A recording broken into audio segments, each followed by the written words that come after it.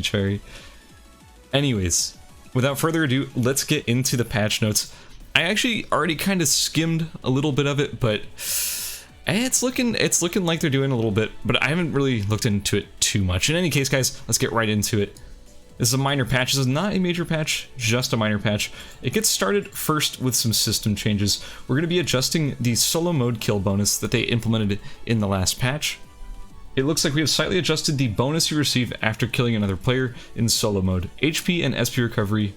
Okay, so previously the amount recovered was your lost HP / SP times 5 plus the killed target's level times 0.5%. I'm gonna be honest with you guys. I'm trying to think, like, what does that possibly... Okay, capped out, that would be 15% at max level? If I'm understanding that correctly? With only 5% at level 1. Oh, yeah, this is right there. So, like, a level 10 enemy was 10%. Yeah. Okay. Sounds about right. It's being updated to... If you kill someone who's level 10, you get 20% instead. Which is, so basically, they're just doubling how much you're getting based on the enemy... Wait, no. So they're doubling the base amount. So, for example... No, they're doubling everything about it. So the base amount is going from 5 to 10, and the multiplier based on their level is going from 0.5 to 1. So, essentially, you're going to be gaining a lot more back from killing players. You're getting a lot more HP back, a lot more SP back. Hang on, let me turn my music down just a little bit. Also, they're going to be giving you 2 more seconds when you kill someone on your timer. So previously it was only 5 seconds, it's going up to 7 seconds. So this is a pretty big change. Honestly, I liked this feature when they implemented it. I don't know, what do you guys think? Did you guys like this when they added it? Because I feel like I liked it a lot. Making it so that you got punished less for starting a fight in solos was a good thing. Because the way it was before was like, yeah, if there's like 3 people sort of in a general area and you pick a fight with somebody else, you were previously punished for it because the person who is third party would just come by and guaranteed has an advantage on you that they wouldn't have had if you just fought them straight up, right? So I do like this a lot, but yeah, we'll see. You like it, but you think the buffs are too... Wait, the buffs to it are nice.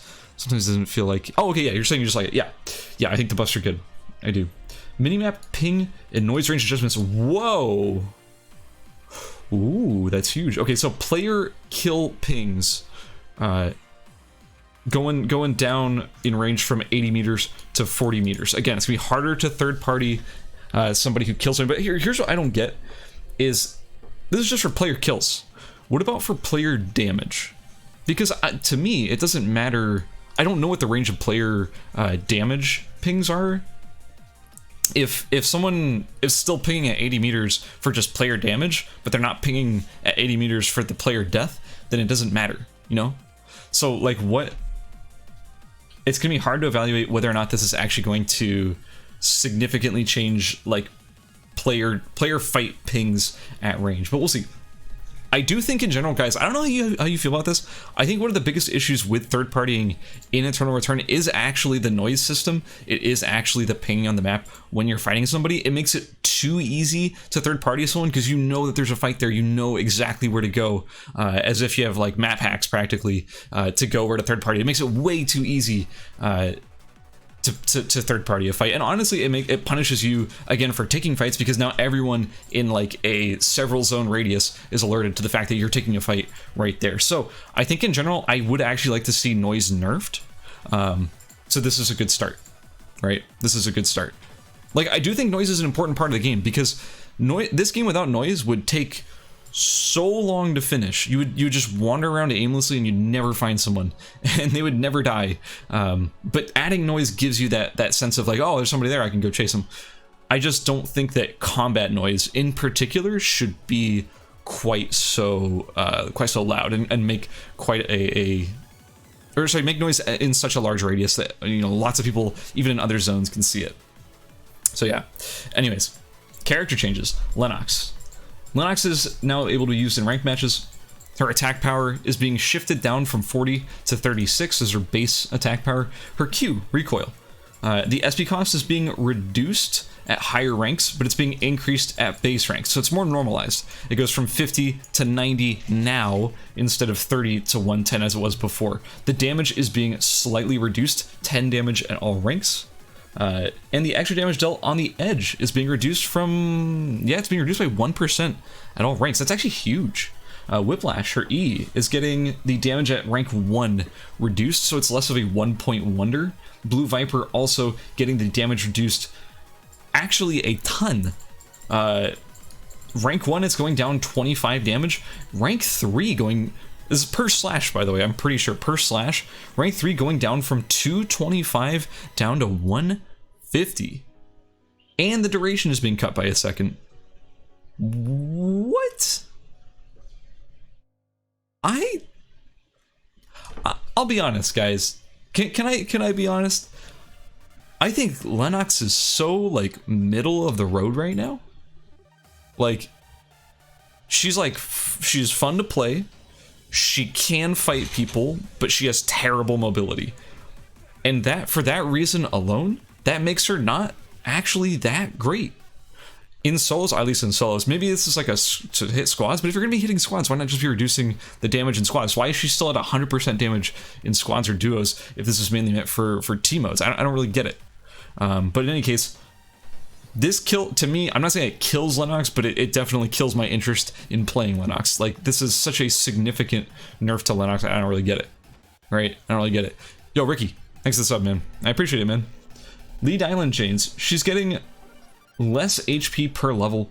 Her ultimate is getting an increased cast time, so it's less of an instantly coming out, instantly gonna hit you at range.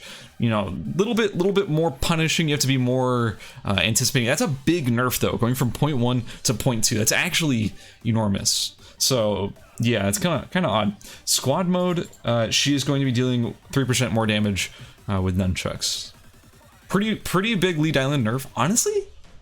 I'm kind of here for it. Like, I don't know if this is maybe an overkill nerf. I think this might be too much of a delay on her ultimate, but I like the fact that it doesn't just instantly come out. I like the fact that it gives it a little bit more reactability, a little bit more counterplay. Yeah, interesting. That is interesting. Magnus changes. Heavy Strike, his E. The knockback now works properly when used against terrain with a difference in elevation. His R. Okay, so this is just... These are like bug fixes. There's like quality of life bug fixes practically. Shukai changes. His ultimate is dealing 10 less damage at rank 1 and 20 less damage at rank 3. Hot damn. That is actually kind of a significant nerf, guys. Finally, we're seeing these Shukai nerfs that we've been wanting for so long. I like this change. I'm here every day of the week for a Shukai nerf. So here we are with a big nerf to Shukai R. I'm down with this. This is actually a massive nerf. I'm down with this completely. Shoichi changes. You can no longer unintentionally see Shoichi after he picks up a dagger. It's just a bug fix. Aya changes. In solo, she's going to be taking 3% less damage with Sniper. Because solo, honestly, like Sniper and solo has just really not been that great. It's strong early game, it doesn't scale well late game. So they're trying to make her a little bit more durable since she has such terrible mobility in solo. And like in team modes, she can at least hide behind her team, right? But here, she kind of can't. So yeah, that's a decent buff. I like it. Cooldown reduction of Steady Shot has been reapplied after missing... Okay, so they basically lowered the cooldown on her W in the last patch, but apparently it just didn't go through. So they're finally putting that through. ISIL changes. Q, Semtax Bomb, now works properly. What does that even mean? Is that like a good thing for ISIL or a bad thing for ISIL? Does it mean it's like harder for it to land on people or easier, or does it just have nothing to do with any of that? I don't know. Whatever. His Q is being changed. We don't know why or how. His W getting reduced. Rank 1 going from 20 down to 18. Rank 5 going from 60 down to 54. Fiora in Duo. She is going to be dealing 2% more damage in Duo with two-handed sword. I mean, sure, I guess. Yeah, Aesop does write these. Sometimes the translation on these, what I've heard is the translation is so strange he has literally no idea how to translate it, so he just can't. So that's what it is. Hedgen. All modes, the damage received with Shuriken... What? Okay, so whatever, ignore this. Damage received with Shuriken in solo is going from 94 down to 90%. Holy, that is so much reduced damage. And in duo and squad, it's going from 97 down to 93. This is actually significant. There were some talks of Shuriken Hedgen being used as a rat build, since Hedgen already right now is very slippery, very hard to catch. If you're taking the damage that Hedgen receives down by 10 whole percent, down to 90% total, you can just slam a lot of CDR. You could probably just run Fuma Shuriken, as well as defensive items and CDR, and just rat your way to like top 3. You're almost guaranteed to gain LP if you can just survive.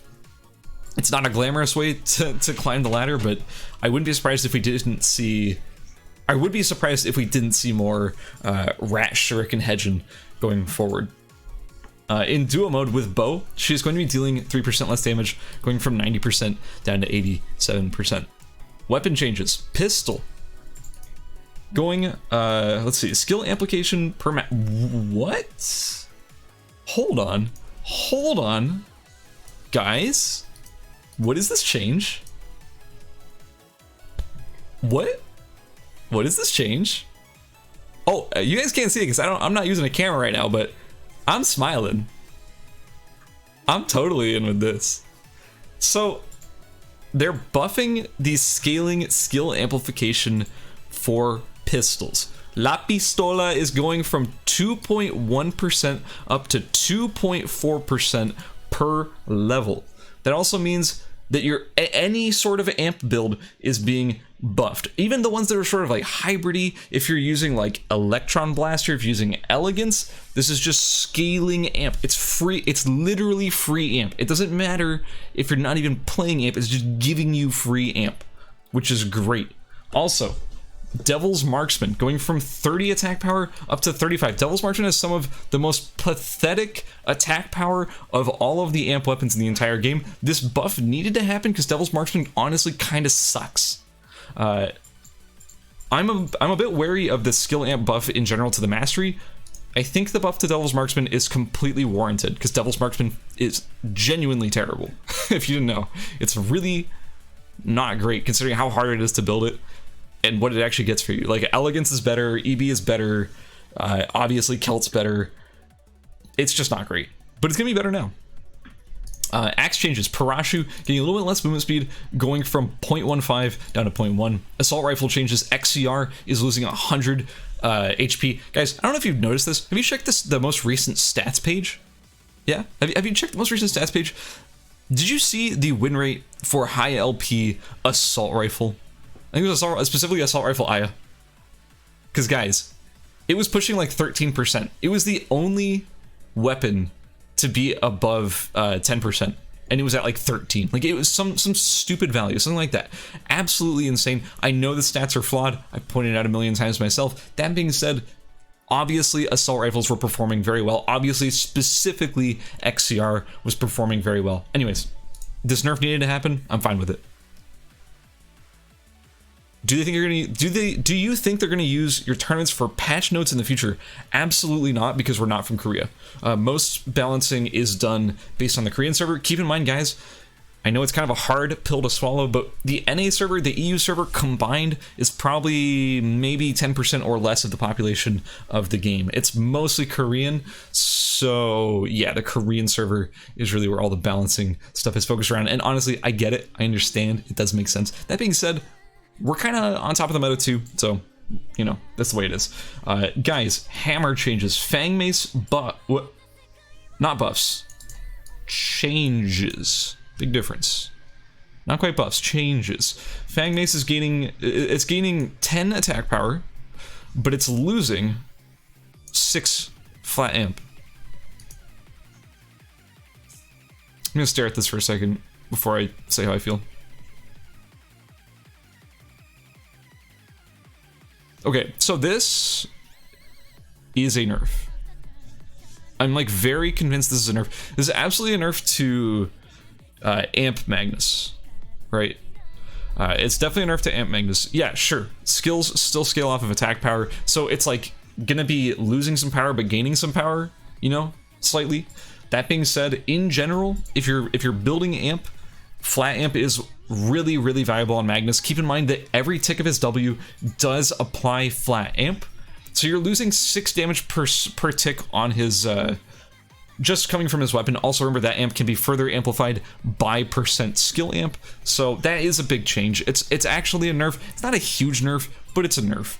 I wouldn't be surprised if we started seeing amp Magnus switch over towards Spy Umbrella. The problem is Spy Umbrella is a 3-zone minimum, whereas Fang Mace is a 2-zone minimum. That's why Fang Mace has just generally been preferred, simply because it's much easier to finish. Anyways, Nunchuck. Nunchuck changes. Breath of the Dragon, which is the weapon skill for Nunchucks. The minimum damage is being increased from 125 up to, sorry, at rank 1, it's going from 125 to 150. At rank 2, it's going from 250 up to 300. So they're just buffing the minimum damage of... Wait. Yeah, they're just buffing the minimum damage of Nunchuck D skill, just strictly up, you know, it's going up. The minimum range is also being increased from 3 meters up to 4 meters, another buffer. Because honestly, like, let's be honest, Breath of the Dragon kind of sucked. So, yeah, that's a worthwhile change. Skill amplification per level is going up again. It's wow, it's going from 3.3% up to 3.5%. That's actually huge. It just got buffed again recently, I believe, from 3% up to 3.3. So now it's all the way up to 3.5. That is, if my math is correct, my terrible math is correct, it's about 70% at rank 20, I think. Yeah, at rank 10, it's up to 35%. That's a ton of free skill amp to be gaining from just mastery. That's like, I think, the most in the game. I think 75 is the most in the game for flat, or sorry, for percent amp on a mastery. Could be wrong though. Sharper is also, wow, being buffed from 19 attack power up to 27. Shuriken changes. Dharma Chakram. This is the chakram that leads into wind and fire wheels, if I'm not mistaken, is being buffed. It's a blue, being buffed from 34 up to 38 attack power. Apricot flower tag. It's the shuriken that builds into Fuma Shuriken. Again, if I'm not mistaken, is going from 14 up to 17 attack power. Sniper rifle changes. The D skill is gaining more range. Okay. More sniper buffs. Also, by the way, Kiyomi, I agree with you. Shuriken needs far more than it's getting right now. I think Shuriken needs like a range buff or something. Because Shuriken is just sort of not good, right? Like okay, if I had to just like briefly give my soapbox moment on Shurikens, it could use one of the following things, or a mixture of the following things. Thing number 1, its low charge weapons need more charges. I would like to see Petal Torrent maybe go to 5. I'd like to see all of the 10 charges. I'm talking about what's it called? So Mystic Jade Charm and Death Rune. I think there's another one, but I'm not entirely sure. I'd like to see all the 10 charges go up to 20 charges. I don't see a reason for them to be locked at 10 charges. I don't think they're necessarily going to be broken if you give them 10 more charges. I also need any charge weapon to not use its charges when you hit a freaking camera. And if you have 0 charges on your weapon, you should still be allowed to attack cameras. Something else that you should also have is that auto-attacking bodies, if you're in squads or duos, should not be reducing your charges. It should not be consuming your charges when you attack bodies with just auto attacks. Also, one more thing, I think it needs a little bit of a range buff. I really do. If you go from, like, if you look at the alternatives that these casters that have Shuriken, that they all prefer their other weapon if they have a choice, by the way. Everyone who has throw prefers throw. Everyone who has bow prefers bow by a significant amount. And that's because the stats on those weapons are much better than Shuriken's, and the range on those weapons are much better than Shuriken's. Guys, keep in mind, like, Shuriken compared to bow is so much longer range. Shuriken compared to throw is so much longer range. Anyways, that's my spiel on Shurikens. Shurikens could use a mixture of those buffs. It would make them actually worth using. So yeah. Is it true that every weapon with charges gets full charges at the same speed? Roughly, that sounds about right. If we're just talking from like 0 to 50 for the 50 charges versus 0 to 3 for Petal Torrent, I think so, but I could be wrong. It's not like I've really done that much testing on that. Yeah, caltrops are great, but the rest of it, sucks. The stats on the Shuriken sucks. The range on the Shuriken sucks. The mastery is not great. Like, throw is just better. A lot of reasons why Shuriken just kind of sucks right now. Anyways, Tazona, thanks for the sub, man. Okay, sniper changes. Sniper, the D skill is getting extra range, going from 15 meters up to 20 meters. NTW is gaining 2% amp, going from 22% up to 24%, and the Deadly Ray, which is the golden sniper rifle, is going from 30% up to 33%. Guys, remember, these weapons had been nerfed previously. They used to be at 27% for NTW, and I think 36% for Deadly Ray. They nerfed both of them significantly, but it's going back up. They're sort of saying, we overdid it. Let's push it back towards the way it was. Not quite where it was before, but it's going there. Spear changes. Excuse me. Spear changes. Halberd Axe, which I want to say is one that builds into Fangshan Huaji, but correct me, guys. Correct me if I'm wrong. I think that builds into Fangshan Huaji. Could be wrong on that one. Going from 90 attack power down to 85. So just a nerf. Tonfa changes. Mysock getting buffed again. Guys, Mysock has been getting buffed pretty much every patch for the last couple of patches. So keep your eyes on Mysock. It might actually be worth building somewhat soon. Mysock is going from 54 attack power up to 58. Throw changes. Spiky Bouncy Ball, the thing that builds into Ruthenium Marble, is getting its attack power increased from 36 up to 42. Do you know why this is getting this attack power buff, guys? Do you know why? The reason why is because if you go from the crafting tree for this weapon is you craft Flubber out of boiling water and rubber. Flubber is like 42 attack power. I'm pretty sure exactly 42 attack power. You then upgrade it to Spiky Bouncy Ball, and it goes down to 36 attack power. It loses attack power to gain healing reduction, similar to the way that one healing reduction bow gets the same thing. So basically, it's saying, okay, forget that. No, you're not actually going to be losing attack power by buffing it. You know, that's fine. You're not going to lose attack power by upgrading your weapon. They're doing the same thing. I think this is it right here too. Composite bow, I believe, is the bow that built out of a 25 attack power green and got nerfed down to 16 when you gained healing reduction for whatever reason. Anyways, those are getting buffed. Anyways, also Ruthenium Marble, the skill amplification is being buffed from 20% up to 22%. A pretty big buff for Ruthenium, because honestly, guys, Ruthenium was already really good. Like, Ruthenium is a pain to finish, but my god, Ruthenium is so strong right now. The stats on it are insane. So anyway, bow changes. I talked about composite already. It's getting a small buff. Mighty Bow, I believe, is the thing that builds into Ancient Bolt, getting buffed from 20 attack power up to 25. And Scorch Bow. God, why on earth are we buffing Scorch Bow? Oh, okay, I get it. Guys, do you know why they're buffing Scorch Bow? It's the same reason. Because it was going from a green down to a blue and losing 1 attack power. I'm pretty sure is why.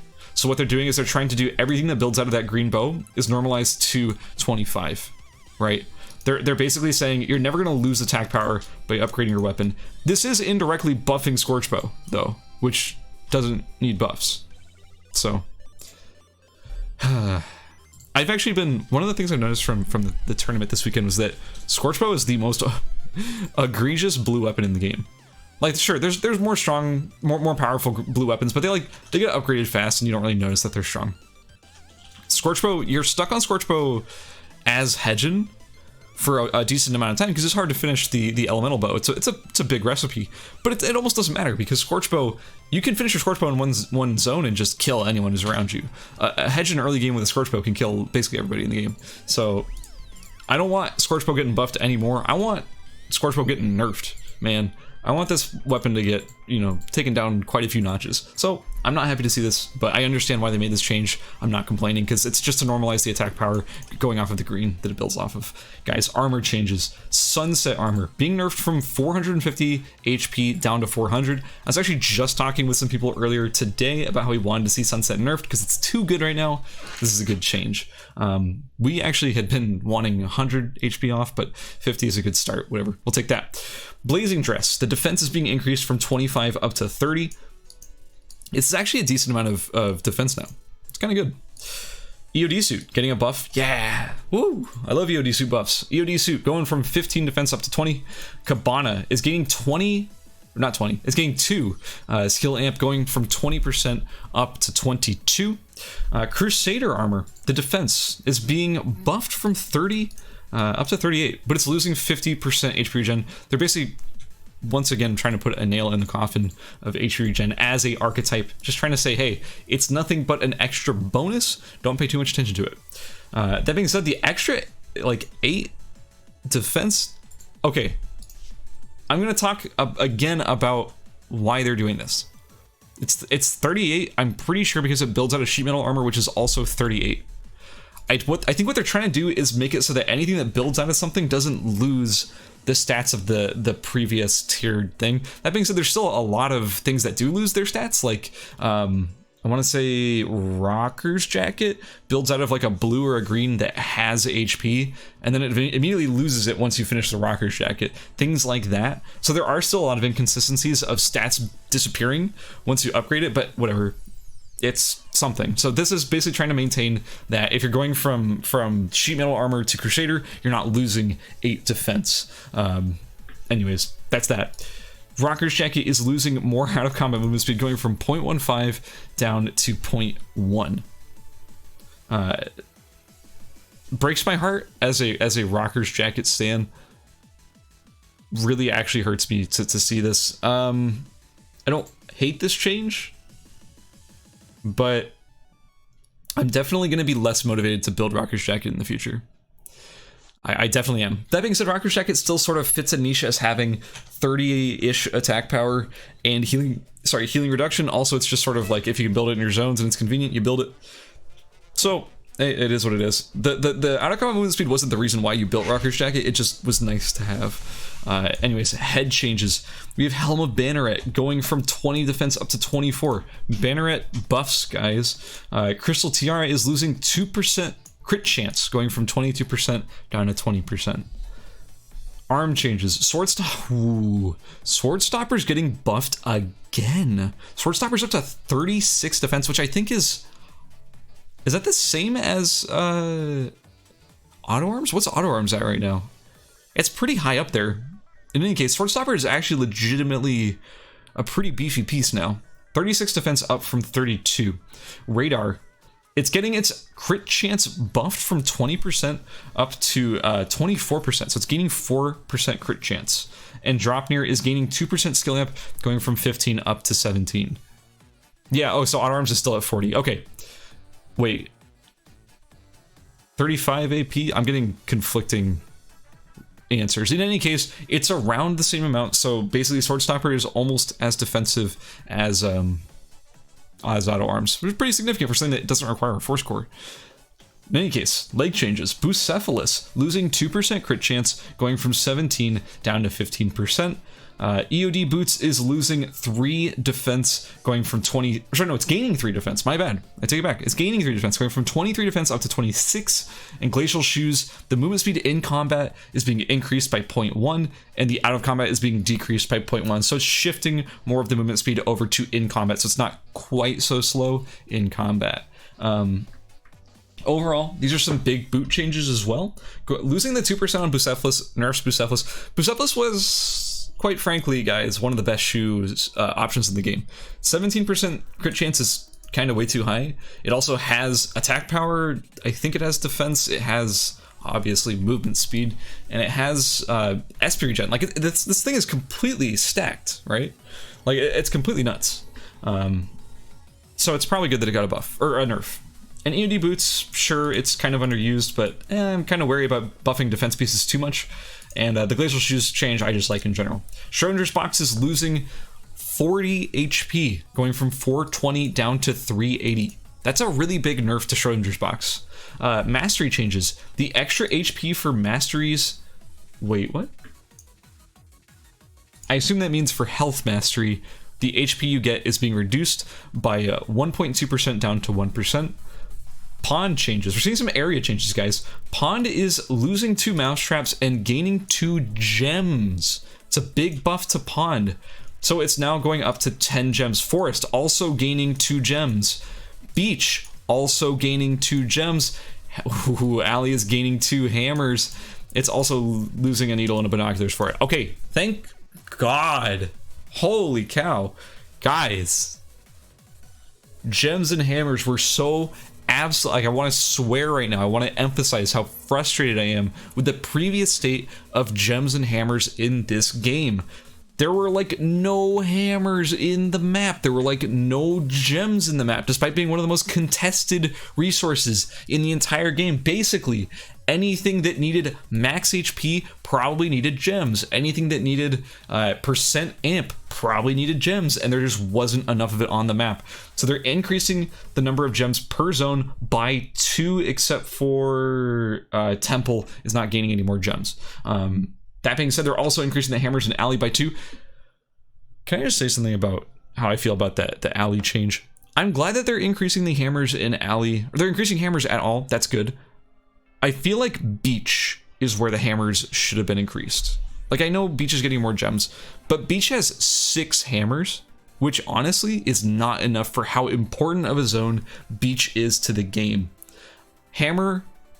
Alley already had 8, which was the most number of hammers in the game. There's 3 hammer zones in the game.